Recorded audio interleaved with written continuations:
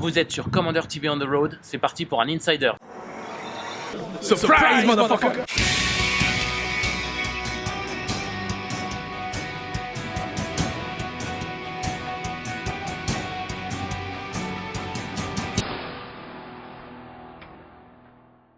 On est bien arrivé à la salle Claude Nougaro, on va découvrir la Paris Cup numéro 3, les joueurs, les salles, c'est parti.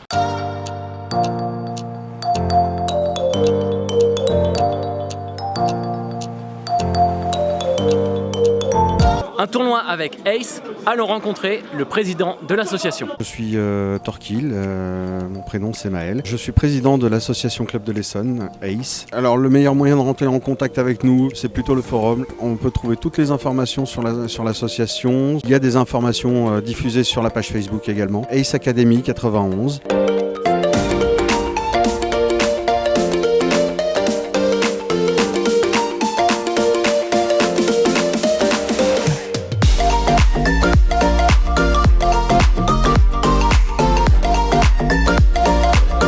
Cette fois-ci, on va vous parler un petit peu plus des matrices et du pairing lors de tournois en équipe. On est avec la team Paris United Expandable avec Kranzer, Weaver, Zeka et moi-même Tourop.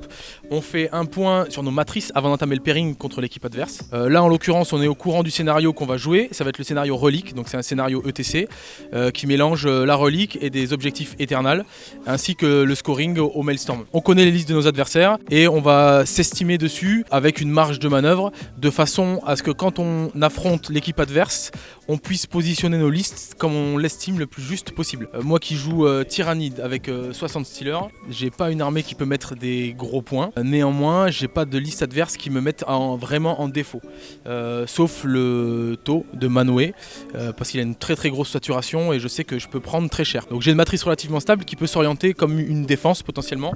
C'est-à-dire me poser en défense et choisir une des deux attaques qu'on va mettre en enlevant bien évidemment le taux si le taux m'attaque. Weaver qui joue taux avec 3 Storm Surge et 4 Hammerhead dont Long Strike. Moi je pense que le scénario de la relique m'avantage car avec la profondeur de champ et l'obligation de mon adversaire à vouloir tenir la relique et l'amener dans son camp, pour tout ce qui est Eldar Noir, qui est un match-up compliqué pour moi, en règle générale, il ne pourra pas vraiment venir me chercher. Il y a moyen d'avoir un très bon match-up aussi contre le Custo. On a aussi notre joueur Eldar, qui est Zeka, vous le reconnaissez. Il était là au tournoi Insider, hashtag numéro 1. Donc globalement, je me suis mis gamble contre l'Eldar, d'autant plus qu'on est sur un scénario relique, donc le premier à avoir le premier tour va forcément récupérer la relique, ça va être très dur à la récupérer. Je me suis mis gamble sur Mamé aussi au Custo parce qu'il a quand même 16 motos. Par contre, je me sens plus à l'aise sur le taux de Manwë. Là où j'ai une petite interrogation, c'est pour le Drukhari de Castor. Kranzer. Sur le match contre Bulwark, je pense que c'est vraiment un match défavorable pour moi. Ouais. On va essayer de l'éviter. Mamé qui joue Custo, c'est pareil, c'est un match qui m'est pas favorable. Le match contre Père Castor qui a une liste un petit peu, qui rejoint un petit peu la mienne, mais donc avec une autre faction, les Drukhari, grosso modo aux alentours d'un match nul. Donc la logique voudrait, quand on fait le point sur ces lignes, que moi je sois mis en défense 1 et que j'essaye d'aspirer l'Eldar s'il m'attaque. S'il m'attaque pas, j'essaierai d'aller serrer une autre liste qui permettra de soulager, notamment Kranzer qui est posé en attaque, ou alors Weaver qui sera aussi posé en attaque, puisqu'on va laisser Zeka en fond de pairing.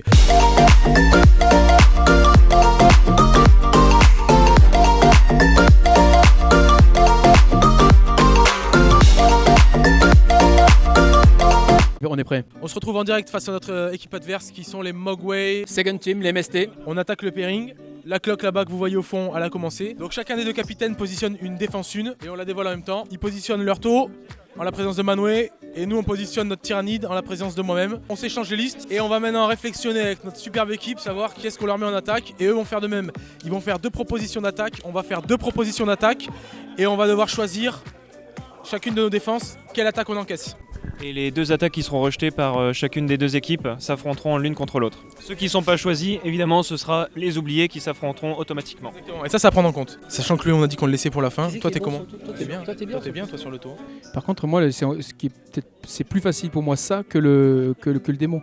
On est en train d'essayer de chasser son démon avec Mam. Tous les autres match-up, on a identifié qu'ils étaient pas si mal que ça. On pose leur défense là et on va proposer nos 2 attaques qu'on met face cachée, sachant que la liste qui reste s'affrontera systématiquement avec la liste qu'ils laissent. On peut le tenter. Hein, ça te va ? Nos adversaires ont placé leurs 2 attaques, on a placé nos 2 attaques, on a déjà nos 2 rejetés. Donc c'est Zeka pour nous en Eldar contre Mam en Custodes. Comment tu gères psychologiquement le fait d'être rejeté ? Et donc forcément nos deux attaques vont être notre Tau et on met notre Kranzer national. Nous, on met l'Eldar et La liste Drukhari. Ça aurait pu mieux se passer, mais ouais, faut voir. Linari. Mais globalement, ça s'est plus ou moins passé comme on le voulait. Par contre, le problème, c'est que c'est quand même la relique. Et toi, t'es moto-moto. En fait, ce qu'il faut regarder, c'est surtout par rapport à ce qu'ils vont défausser eux. Voilà, c'est surtout la défausse qui va nous intéresser. Les deux attaques, ça va. Au pire, ce sera un sacrifice. J'essaierai de ramener le maximum de. Effort individuel, résultat collectif. Ah non, c'est un match-up complètement mort pour toi, ça. Toi, on avait dit qu'on te mettait en défense parce que justement, on voulait juste éviter Kranzer. Donc c'est automatique défausser Kranzer. C'est automatique. Si je rencontre Kranzer, ça sera vraiment la game de l'ennui. Le Titi, je pense que ça va voler. Tu te rends compte, j'ai quand même 100 attaques. Je le blesse à 3+, avec des mortels. Enfin, ça va dépoper. Ouais, non, il a pas assez de tir. Par contre, c'est des endus à combien? C'est juste des endus 7. Je fais tour 3, je le défonce. Donc nous, on est bon. on accepte le taux. Et moi, j'accepte toi, Bulgor. Donc moi, je jouerai contre l'Eldar. Moi, posé en défense 1. Je vais jouer contre Bulgor en Eldar qui m'a attaqué. Eux posés en défense 1, c'est notre ami Manoé avec Seto qui va jouer contre Weaver avec Seto. Notre ami Mam en Custodes qui est rejeté avec Zeka qui est rejeté. Et Kranzer qui sont l'attaque refusée ainsi que Percastor qui est l'attaque refusée. Donc là c'est parti, on se retrouve sur l'étape de jeu. Aujourd'hui, on vous propose de suivre la dernière partie des Paris United Expandables sur ce tournoi de 2 jours. Une partie qui va être décisive puisqu'ils se battent pour la première place. Je vous commente rapidement mon déploiement. Je me suis mis dans les starting blocks pour aller gêner, sachant que j'aimerais bien prendre la relique et me barrer. Lui il s'est déployé très safe. J'ai fait en sorte que mes unités elles aient des petits lacets qui courent de façon à ce que lorsque je pose mes Venom Tropes qui ont une aura de 6 pouces, que toute mon armée soit sous l'aura du -1 pour toucher, sachant que c'est qu'au tir, donc ça n'affectera pas les Dark Reapers puisqu'ils touchent toujours sur 3+. Néanmoins les Shining Spear qui saturent bien, qui ont des tirs de lance, etc. ne me toucheront pas sur du 3+, mais sur du 4+. Donc ça c'est quand même relativement soulageant. Maintenant ça n'empêchera pas que les Dark Reapers vont être extrêmement létales sur cette partie et ont le potentiel de me sortir très vite mes princes. Donc on va vite voir ce que ça donne. J'ai eu l'initiative, mais malheureusement je viens de me faire voler l'initiative.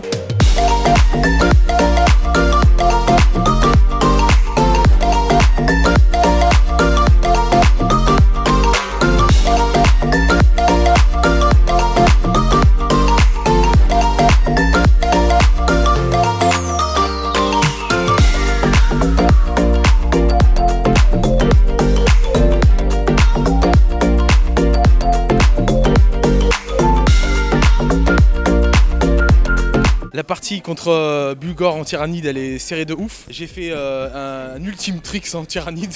J'ai déjà lavé 2 packs de Shining Spear, il lui en reste plus qu'un. Et il n'a pas réussi à me sniper le Swarmlord avec ses Dark Reapers. Donc je vais pouvoir envoyer rapidement mes princes dans ses lignes. Donc c'était un peu compliqué. Il a fait un très bon tour 1 où est-ce que sa dernière squad de GCR a réussi à traverser la table, a fait 40 pas de mouvement et m'a tué une squad de moto. Du coup j'ai dû absolument la gérer. J'ai réussi en plus à faire 6 PV sur son Swarmlord. Si je l'avais tué ça aurait été peut-être une game parce qu'il aura plus assez de mouvement après derrière. Donc là on va voir le tour 3, c'est décisif quoi.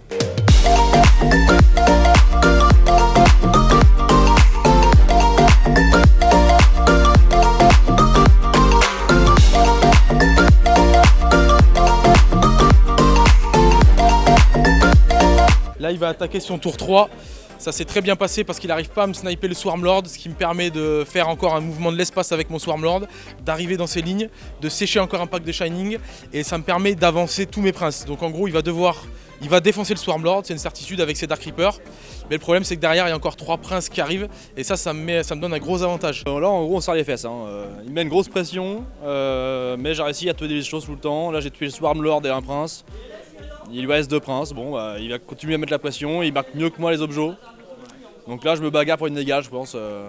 Faut que j'assiste à tour 4 réussir à commencer à reprendre la table, sinon c'est un 15-5 facile pour lui quoi. Qu'on se retrouve sur le tour 3 de notre partie avec Bulgor, ça se passe plutôt pas mal pour l'instant, même si je crie pas victoire. J'arrive à passer mon advance avec mon prince tyrannide et je positionne un autre prince à plus de 24 pouces de ses capacités de Psyker pour m'enlever le sort. Comme ça je peux passer ma déferlante qui me permet de charger après avoir advance. Et du coup il passe, j'avais gardé j'ai mon dernier point de com qui me servait à relancer ce jet s'il passait pas, il est passé. Donc j'arrive à lui cliquer une moto Shining Spear qui a survécu, à la tuer et à consolider sur les Dark Reapers. Donc là les Dark Reapers sont close et du coup s'il veut les désengager ça va devoir lui consommer son Soul Burst. Donc je vais pas me taper double phase de tir avec les Dark Reapers, ce qui est hyper important sur cette partie.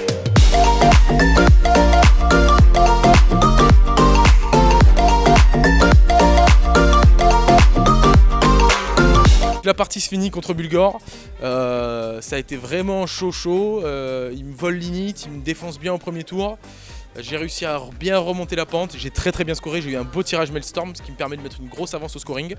On finit au tour 5, j'ai plus de prince, mais j'ai toutes mes petites unités annexes qui ont survécu, qui sont posées sur tous les objets. Et donc je prends l'avance au Maelstrom, je prends l'avance à l'Eternal, je prends l'avance partout en gros, et donc ça finit sur un 17-3 en ma faveur. C'était une sacrée game qui s'est jouée sur vraiment peu de choses. Pour l'équipe ça se passe plutôt pas mal, on se revoit de suite pour les résultats finaux de ce superbe tournoi.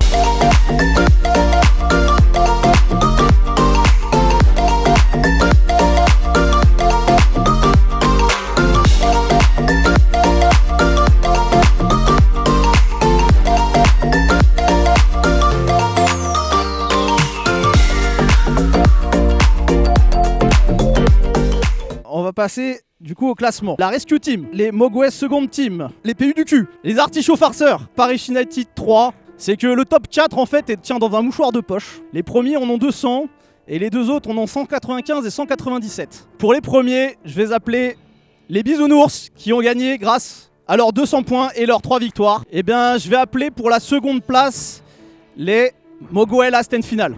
Et je vais appeler aussi mes amis des Expandables. Messieurs, bravo. C'était encore un Insider avec Commander TV, un beau tournoi organisé par l'association Ace. On espère que ça vous a plu, n'hésitez pas à partager, liker. Si vous avez des choses à dire, laissez-nous un petit commentaire sur cette vidéo. Et n'hésitez pas à vous abonner. Vous pouvez cliquer sur la petite clochette à droite, ça vous permettra d'être notifié lorsqu'on publiera une prochaine vidéo. Ciao!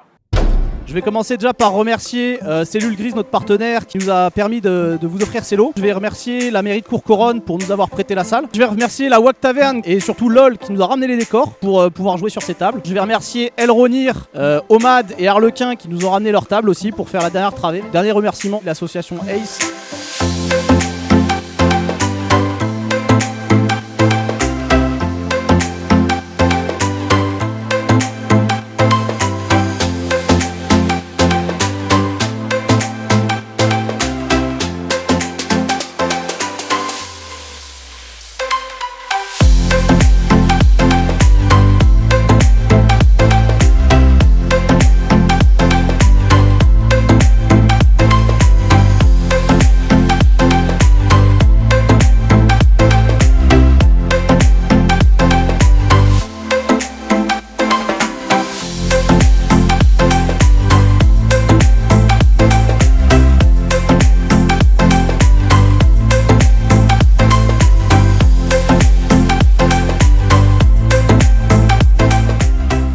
Et merci à Commander TV pour être venu filmer ce tournoi. Rentrez bien, merci, à la prochaine les gars.